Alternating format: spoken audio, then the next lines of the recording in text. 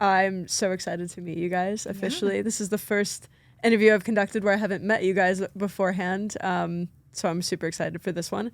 But yeah, welcome to the 11th and 12th episodes of Pride and Progress. And to introduce my amazing guests, this is Brittany Curry and Nicole Albertson. Mm-hmm. And they're going to talk about what it's like to be a married queer couple. So thank you guys again for being on the show. Yeah, thank you for Our having pleasure. us. Yeah, thanks for the invite. Yeah, of course. So I'll just jump right in. I'll start with the obvious, but how did you guys meet? So we met on Bumble in 2021. I had just moved to the DC area. Nicole was already living there. And I don't think I'd been in the area more than like in a month and a half when we matched. And you were new to being back on dating apps and dating apps with the filter of women only. Because we're both late to life lesbians. And so we matched on August 23rd, 2021. And I know that because we got married on that anniversary. And this was also the first time I had ever gone on a date with a woman. Seriously? Yes. So, wow. So I was on Bumble for 4 days and then we matched. I didn't go on a date with anyone else. I had only just been intimate with a woman about a year earlier, but then ended up dating a man for that year. Just broke up with him and was just like, okay, I don't know. Let's just see. Yeah. So that was, I didn't know any different. So I was like, okay, this is just normal, I guess. Well, if it hadn't worked out, I feel like it would have been good because I would have set the bar so low that the second weren't woman that you would have bad. went on to date with, would have felt a lot better. Yeah. Kind of thing. Is it just me or is it always the mask that's like nervous? Yeah. Maybe that's just it's me. I feel like the stereotype of masks where like everyone expects you to be like all super tough. masculine, Very and, tough, like, very leadership and tough, and then like I'll always just say in our relationship like I'm just a baby. Yeah. I'm the softie. I do the most crying out of the two of us. All the Oh, things. for sure. No, Yeah. I'm in the exact same dynamic. And Like I look like a black cat, but I'm a golden retriever. 100%. fully. Yeah. No, I relate to that. Like the girl I'm seeing now, she's very femme. Yeah. And she's like, yeah, all femmes know this about masks. Yeah. You guys are literally just fooling yourselves. Yeah. Yeah. Yeah. It's I just a so story we agree. tell ourselves. It's fine. It is Yeah. what it is. But was there a moment where you guys looked at each other and you thought, I'm going to marry this person?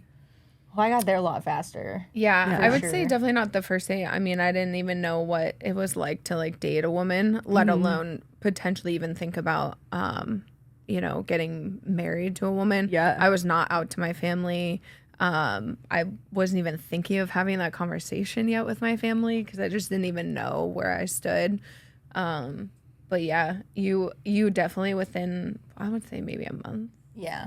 Yeah. Inside of a month, I knew. But I feel like I picked up that there was like even something different from the first date because I'm normally never like that. And I had gone in the DC area, I had already gone on a couple dates with like a couple of different women, and I usually would like be a lot more social from the jump. And then it was just, I was so nervous with you. Like my brain just was like, there's something different about this woman, Yeah. kind of thing. And after our second date, like the other couple of women that I had gone on dates with like once or twice, I just texted them and I was like, I met somebody, I have to figure out like what's gonna happen with this. Like, so we're not gonna be able to date anymore because I'm going all in on this one. Yeah.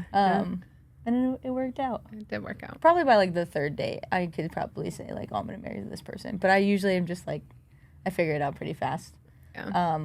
But then I don't know if it's just like my ADHD giving me all the like dopamine releases kind of thing. So I have to stick with it like long enough to be like, okay, this is gonna work. Yeah. Yeah, for sure. Where you're probably a little more like you want to know long term. Like you always had the year rule dating anybody else before.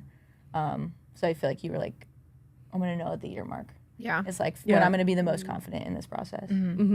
Okay, that makes sense. So you knew a year in. I would say, well, I told myself in every past relationship, I was like, at a year mark, I'm either like gonna stay with this person or we're breaking up kind of situation.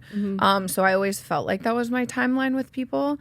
I was also historically always dating men and usually always just ended up breaking up with them at a year. But it wasn't until we were probably maybe 8 months into dating, we both left each other for the first time. We had military training that we had to both go to. So this is like the first time we were actually like separate for a long period of time because we moved in very quickly. We U-hauled. And it ended up working out. It worked out. Yeah. We're both the kind of personality of like, we just want to know off the bat if like we can live with each other or not. Yeah. Can we Yeah, be with this fair. person? And we honestly were hanging out every day anyways. In this So economy, you need a roommate. Also.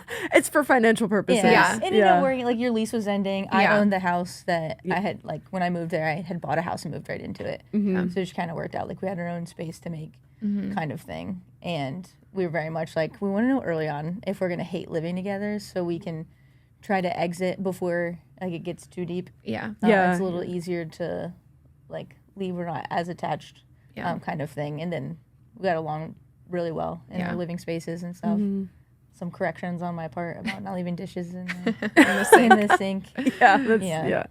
You know, There's normal growing pains. yeah, exactly. What month did you guys move in? Probably 2. No, it was at end of October, so it would have been like, I guess 2, 3, Yeah. 3.5, Yeah. or 2.5, 3.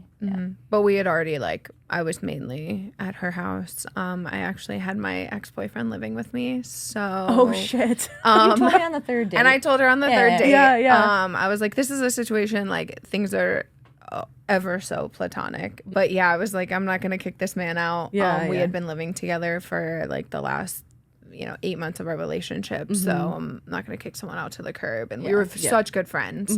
We just like weren't meant to be in a relationship together. Yeah, that's fair. And we both knew that. We were actually going to move out and move into like a 2-bedroom apartment together because we really enjoyed each other's company. But I ended up moving in with Brittany instead. So it just kind of worked out. Yeah. But it was like our third date, so second day we went to a restaurant, no dogs, less chaos. No dogs. Yeah. Yeah. You can pay chaotic. attention to each other. Third date was Your house. dogs again at the house that I bought because it had a big backyard. So we let the dogs play in the backyard and did like a brunch. And as we were like prepping breakfast, I was like, I have to tell you something. I had like gone on some dates with some women that I was technically like probably still talking to. Like I don't know how you classified like talking, but like I hadn't told them like we won't go on any more dates. And then I was like, but then after our second date, I told them that. So I just wanted to be upfront. I had been talking to people, but I'm not anymore. Like I want to like try and see where this goes. Yeah. Yeah. And then she And I goes, was like, girl, chill. Like, I was like, I'm not talking to anyone else, but Yeah. and then she goes, well, I have something to tell you. I technically still live with my ex-boyfriend. And I was like, okay. So we're both being vulnerable in this moment. I was like, what? You only want to date women? She's like, yeah. And she's like, and he sleeps on the couch. I was like, oh, okay. Well, it makes financial sense to me. I'm not worried about it. Yeah. Yeah, that makes sense. I mean, transparency is the number one way to do things. I think that's the only way you can make something work. Yeah. Yeah. Is that kind of a value that you hold? yeah, I feel like we always, if anything, we almost over communicate about things. Sometimes maybe a little bit to a detriment, but we just are so open and honest when it comes to like, I feel uncomfortable or I, have this expectation or that expectation. And if that person isn't like meeting that expectation or it's like, hey, I have this inside problem. It's not a you problem, but it's creating these thoughts and or issues in my brain and I want to vocalize them to you, but like it's not your job to fix them. Like Brittany is so good. She like basically taught me that where like this is my problem and my trauma to work through or like my past issue, like any baggage that comes from past relationships. But like this isn't your job to fix that. I just want to vocalize like that's where I'm coming from and that's where like my mind is at. Or I would be like, I'm like in my head about something and I've tried to resolve it, but I'm really struggling with it. Can you give me some reassurance kind of thing? And then it'll help me kind of work through the rest of it. Or just being like, oh, I was worried about this and then I internally resolved it. Now I'm going to tell you that I was like working through that. I'm good, but just wanted to like make you aware. And we try to be really good about like not ever walking into like a trigger for somebody else if we can help it. Yeah. And that's where I think like the over communication helps with it, honestly, of just being intentional about like the things that we're doing. And then showing some grace if someone like unintentionally like says something snarky, or like I sometimes will get a bad attitude. She'll call me a Sour Patch Kid. And she'll Yeah. you know, kind of like politely tell me like, you know, you're being an ass. Yeah. In a very sweet way, and then give me some grace to like resolve it, and then I'll come right back around to like correcting it and stuff. Like that happened literally earlier today. Yeah. Because she wanted me to install something, but I was like, I wanted to do something else. So I was a little sassy about it. Yeah. And she goes, well, this is what I want to get done. Like, okay. Yeah. I'll install. By the time I installed it, I was like, you're right. We should have got this done. Yeah. You're I'm like, sorry, it's a I good was a thing. butthead. It's a good thing that it's Yeah. done. Yeah. Yeah. I mean, the over communication is something that I truly believe in, but I try to cap it. Like I've been practicing that a lot lately, because I think I definitely have the tendency to get in my head about certain things, and I think sometimes when I talk too much, it creates a sort of cycle in my head. So I've been trying to keep that to a minimum, but communicate everything that is absolutely necessary to communicate. Yeah. And I feel like that's the biggest thing is, you know, you're never going to be the same person every single day. And just being able to like evolve and change with someone throughout life is really just giving that person space to kind of figure out, you know, where their life is heading, or interests or hobbies, or just day-to-day life, or even changing wardrobes, and, you know, just getting to kind of flex your personality, because we're all just learning. Yeah, for sure. This is very cliche, but what is the phrase, like 99% of relationship issues are communication issues? Oh, yeah. They're just disguised. Yeah. One of the reasons I believe in complete and utter transparency with the person that you're seeing, with your partner, your wife, whatever they may be.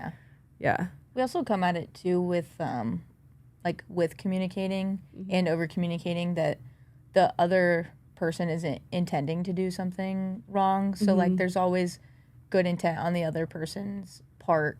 And when you come into like a potential conflict about it, I think it's a lot easier way to see that you can get to a problem resolution together, as opposed to like, oh, this person's doing it on purpose, or like, you don't actually know if that's true. Like, try not to insert like your internal narrative, like and your negativities into the process. So we just kind of always come at situations of like, I know you're not intending to do this thing, so we're gonna talk it out and figure out like what's going on, because usually it's just I thought one thing and she thought another, and no one's a mind reader, so the only way to like figure it out is to talk it out, kind of. Yeah, exactly.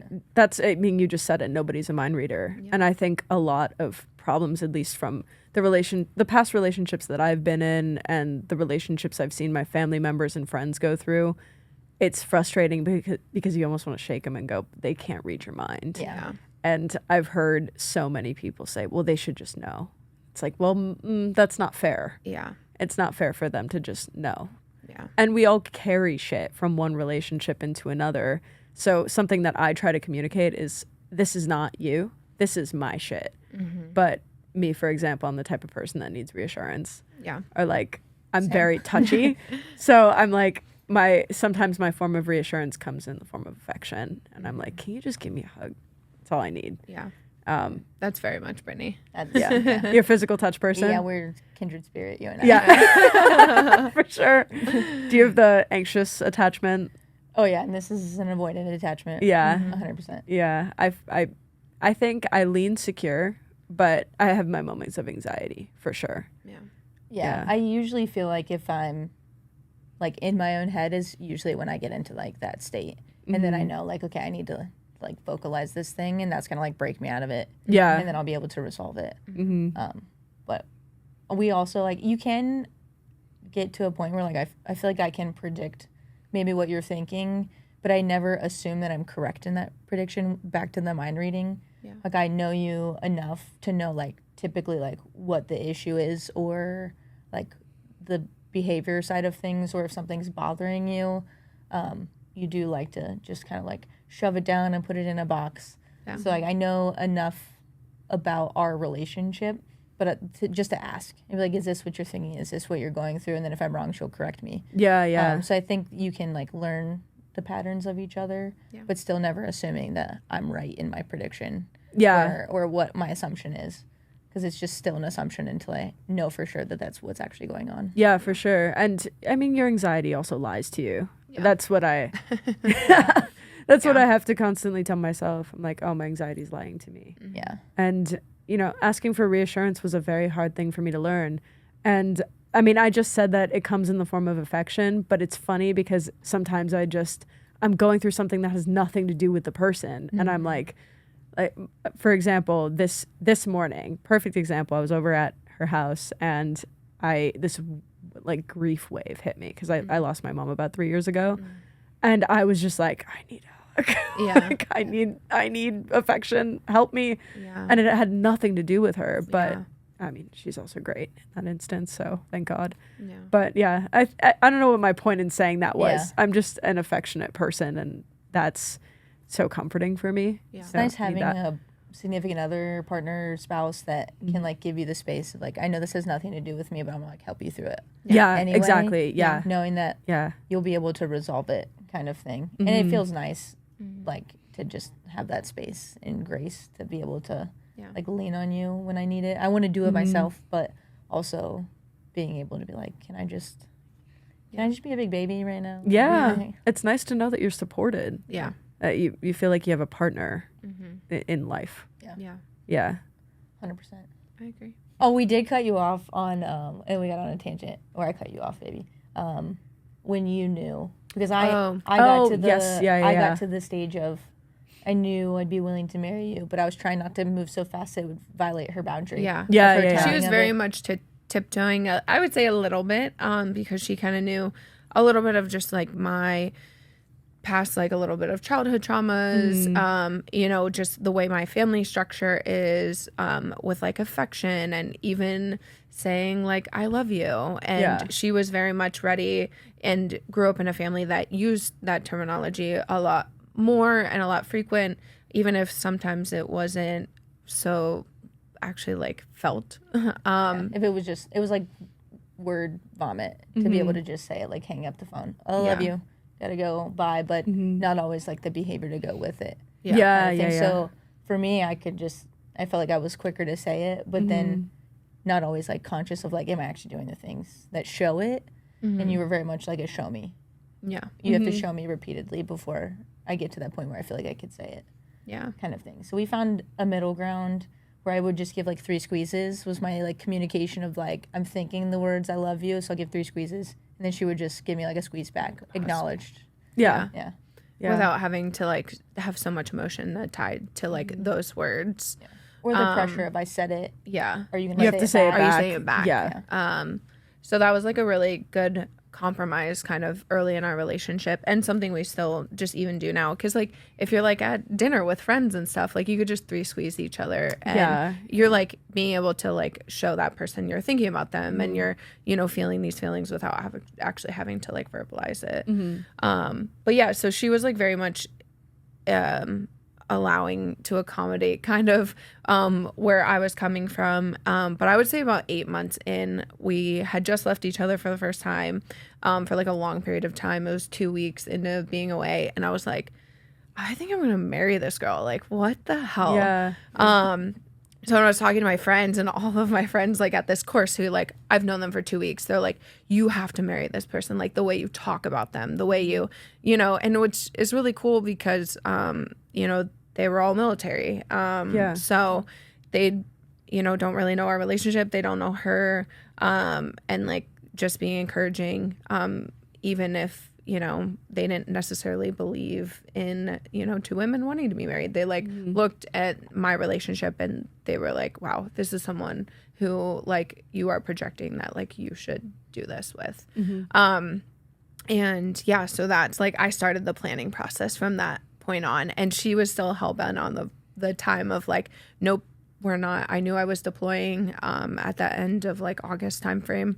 And I was like, you're not allowed to propose until after deployment. Yeah. So it was after that 1 year mark, She basically. kept with that. Like, you can propose after deployment. You have the green light. Yeah. And that whole time, she was planning the proposal herself. I was planning it myself. Oh my God. Yeah. I was just about, you guys beat me to the question, but tell me about the proposal. Yeah. So It was a little stressful because, you know, we were gone for a big chunk of that like spring time frame, and we got engaged like 2 weeks into July. Yeah, July 16th. So I was trying to plan everything. I was shipping things to one of our other lesbian military couple married lesbians. I was shipping stuff to their house. They lived like 20 minutes away from us. And we were going on like adventures during the work day, where Brittany actually got a little butthurt because she's like, why are you hanging out with them without me? Because Nicole had met them because I had deployed with one of the women, and that's how I met her wife, and then they got married like around when we started dating. So Nicole's always known them as like a married couple.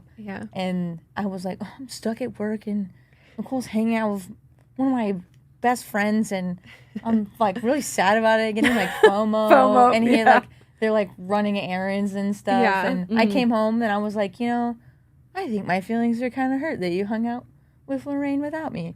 And then she's like, oh, I'm so sorry. Like, trying to give like me some affection. And I'm like, okay, I think I'm over it. And then fast forward like a few months or weeks. And then, it was just, they were planning everything. So I basically rented out a rooftop hotel room, like event space, at the Line Hotel in downtown DC. It had like a gorgeous view of like the DC skyline, and I invited 30 of our like super close family and friends. Planned this whole thing. Had everyone, like, some people drove in from Ohio. My parents came from Pennsylvania.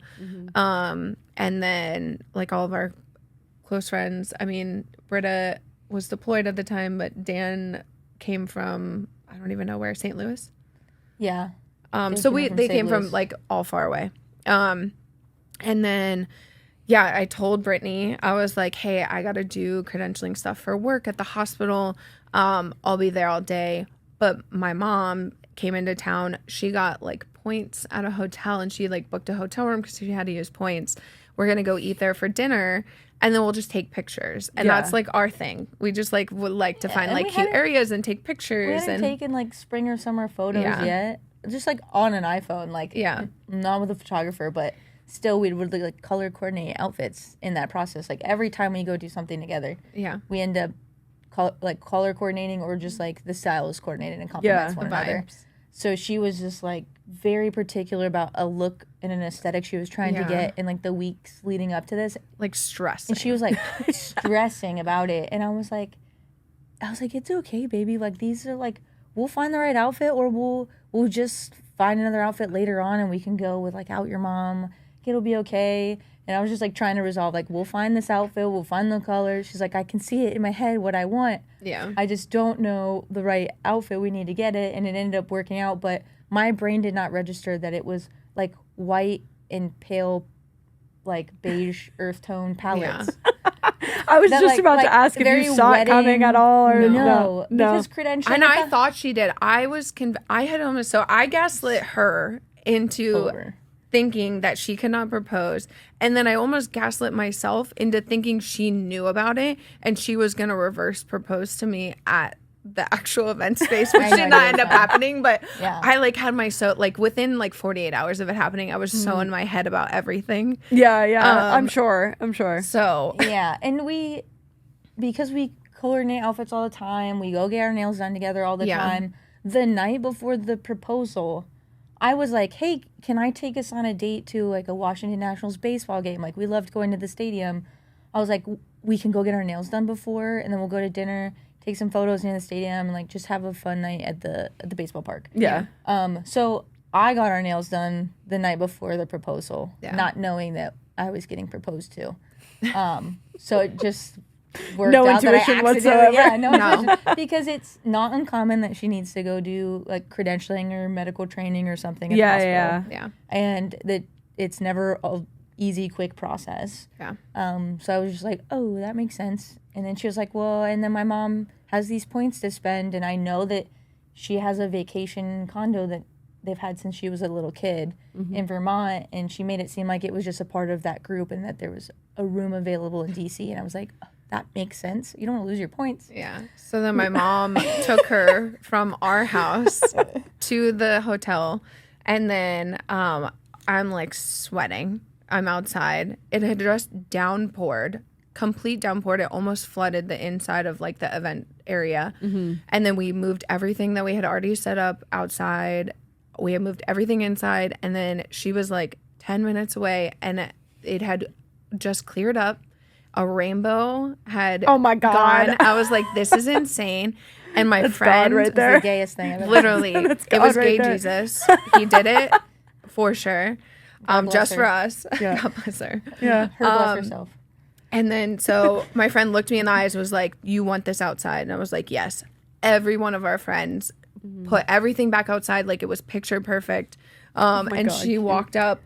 I was fidgeting. I had so much stuff in my pockets because I'm a mask and I just have a wallet, you shove it in your a pockets. phone. I had a second duty cell phone that I always have to have with me. Yeah. I had all these things in my pockets, and I had been doing housework to fit like some basic concrete work on the house because I didn't know that I was getting proposed to. So I was just like cranking away at house projects while you were at your training, and I had like this weird concrete adhesive on my hands. I'm like fidgeting, trying to get it off.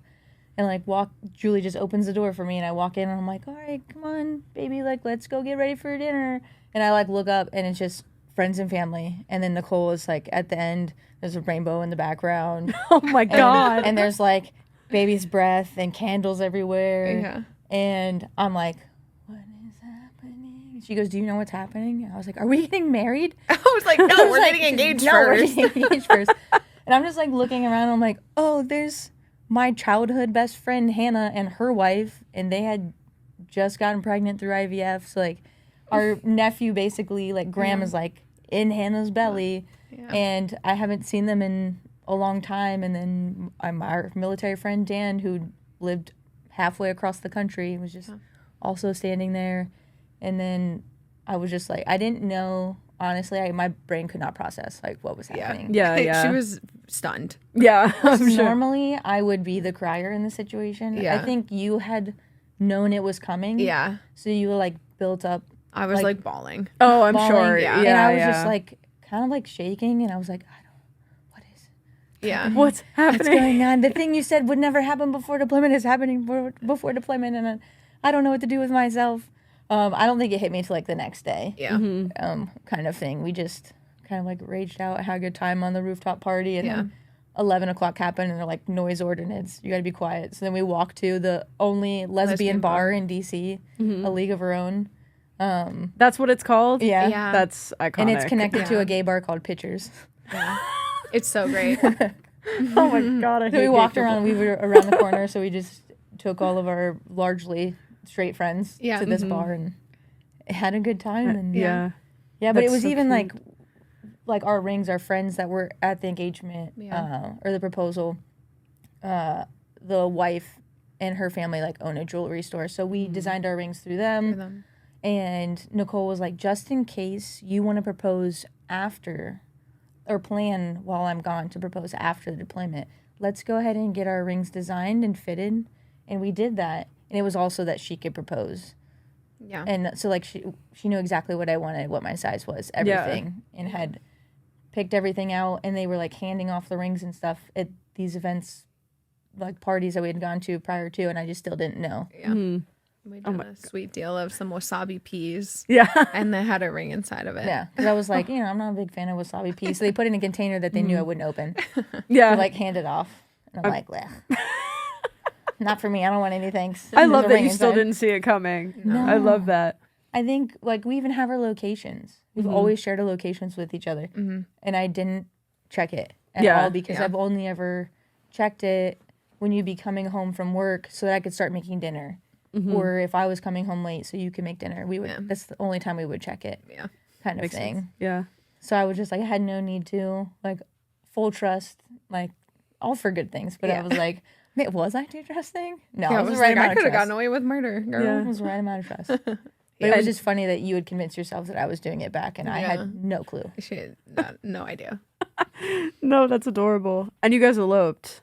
Yeah. Yes. So we basically, after in the engagement, I don't know. I feel like I was even talking about it more.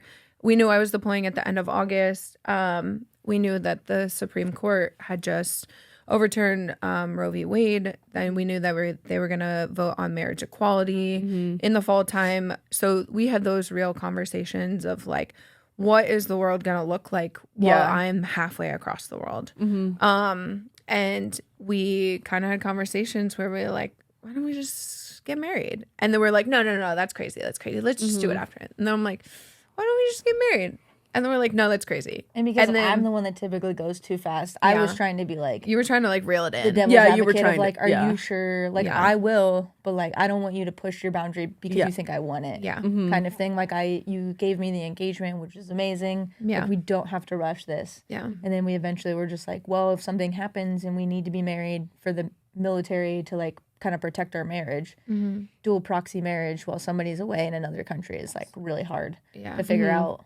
So we were just like, text our one friend who is pretty good at photos and happened to be free, and they came up and was. It was a Tuesday at the Washington Monument, and we had outfits from our regular wardrobe that were like white and like a beige color, went to the Lincoln Memorial, and we were just like, let's do it, and self-officiated. We didn't even need a witness, and so easy. Yeah, if you gotta get a quick marriage, just go to DC. Yeah, Washington's the way to do it. We didn't even live in DC. We lived in Maryland, just outside of DC. Like, boundaries, and but we just went to the courthouse, and 40 minutes and $40, and you can decide to officiate your own wedding. Yeah, so, that's crazy. Yeah, that's so insane. And then the next day, I flew and I left for deployment. So she actually had to hand in the marriage certificate by herself. Yeah, I dropped her off at the airport. Yeah, we did all of our crying goodbyes, and then I drove to the courthouse. And then you went to work. And I went to work. And I was like, guess what, guys? I got married yesterday. I got married. Oh, that's crazy. So are you guys gonna do like a proper reception or a ceremony, you think, at some point? We do. We wanna do one eventually. It's hard because we're just like, I think what the engagement made us realize is that it's a lot of money for it goes so quick. Yeah. So in our mind, it's kind of nice that we kind of had that time where now looking forward to a thing in the future, we kind of want like a weekend long thing with our friends. That seems like the way to do it. Yeah, like where we can just have that time. We can all hang out together, especially like being friends with all these military people. Everyone's always like across the country from each other. So like getting people all together who haven't seen each other in a really long time is also kind of nice. It's like a little reunion. So yeah, that's like kind of our 5-year-ish plan. Basically after I deployed, within 6 months we moved here. So it was a lot of adjustment. It was really expensive. Even the military pays us to move, but it's just a lot.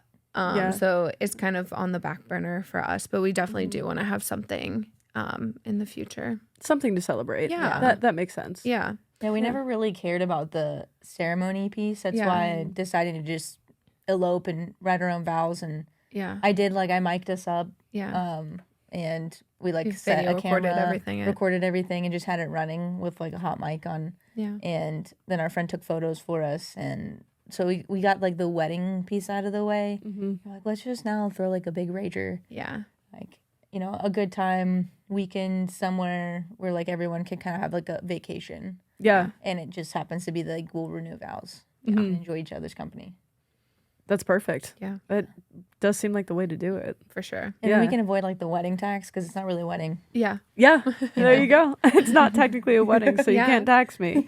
You mentioned when you initially messaged me that you have a prenup in place, just to make sure your values align. If you're comfortable disclosing, what are those values? Yeah. Largely, I feel like the prenup kind of just forced a lot of conversations about like, money and putting finances together. Because we're a queer couple, like when we have kids together, we create embryos together. Like what happens to those embryos if we decide to like divorce or split? Once we have a kid, like what does custody look like?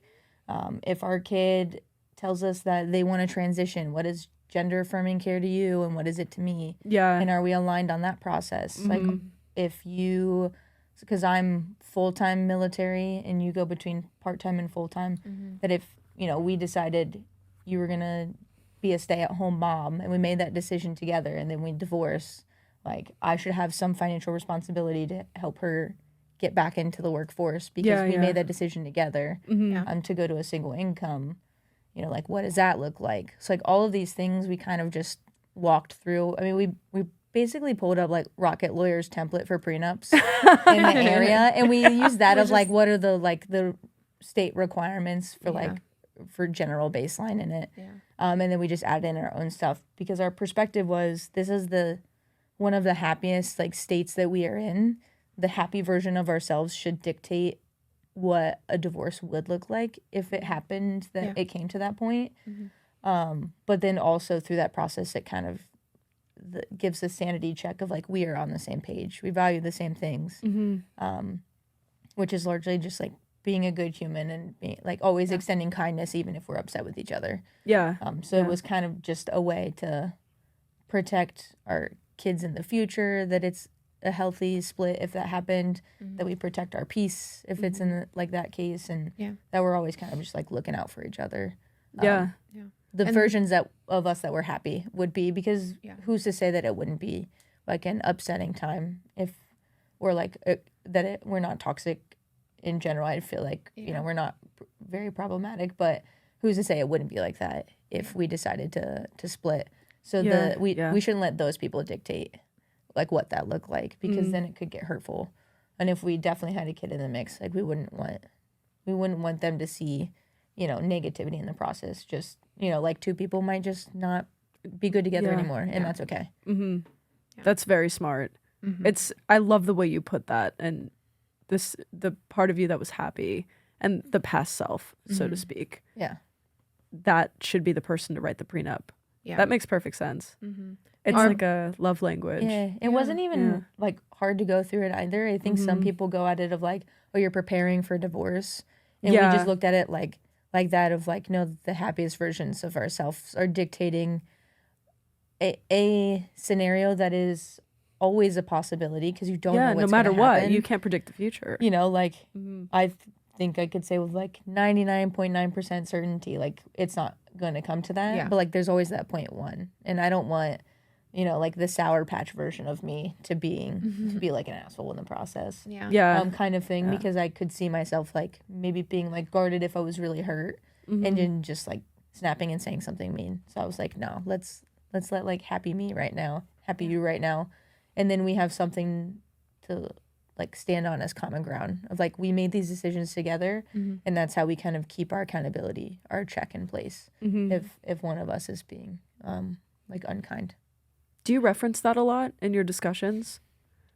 More the value, not like the prenup not itself, the prenup but like itself, but the values. I feel like we analyze everything. We watch documentaries, reality TV, whatever it is. Like we always end up being like, oh, like what would we do if we were in that situation? Like just everyday observations. What do you think about that? And then I guess we did talk about a couple weeks ago, or maybe a couple months ago, we were both like, even if we got divorced and we didn't have a kid, I would still raise a kid with you.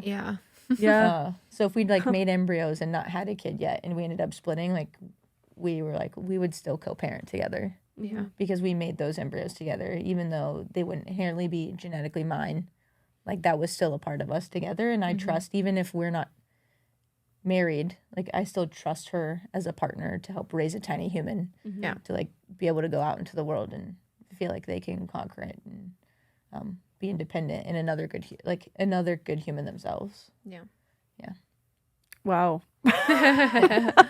No, that's great. I think I was just talking about this with Coley, is the girl I'm seeing, that's her name. She's in law school right now, and she just took a community property test. So essentially talking about marriage and divorce and how ugly things can get. For sure. And we were talking about a prenup, and I was like, I would absolutely, that's a non-negotiable for me.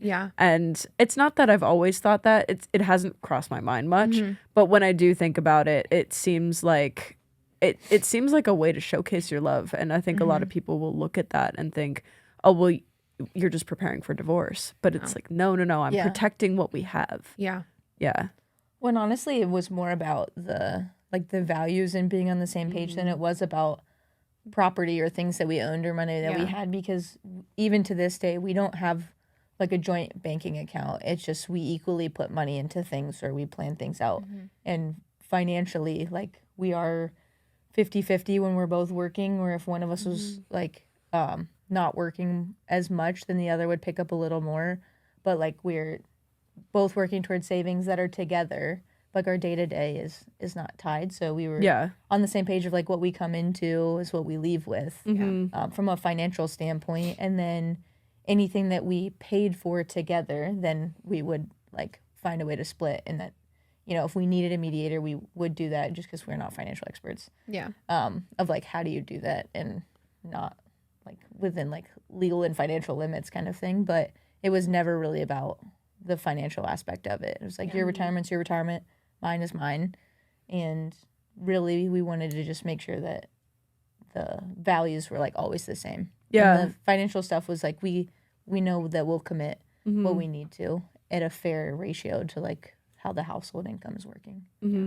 I also think it just stems conversations. Like I don't know if we would have had the conversation of having a trans kid so early if we weren't talking about a prenup. It stems, like it kind of spiderwebs into all of these other, like what would we do if, and even just that was a conversation of what would we do when we're in that relationship, not even if we were divorced. So I think it just spiderwebs thinking of and planning for future, and just to make sure like financially your goals align, you know, with kids your goals align, and you know with how you spend your money your goals align, and you just, you know, you have student loans, I don't have student loans. Like, what does that look like? And, you know, I think it just sets you up to have conversations instead of getting married, getting into a thing, and then having those conversations afterwards. Yeah, exactly. Yeah. It's better to prepare. Yeah. Yeah.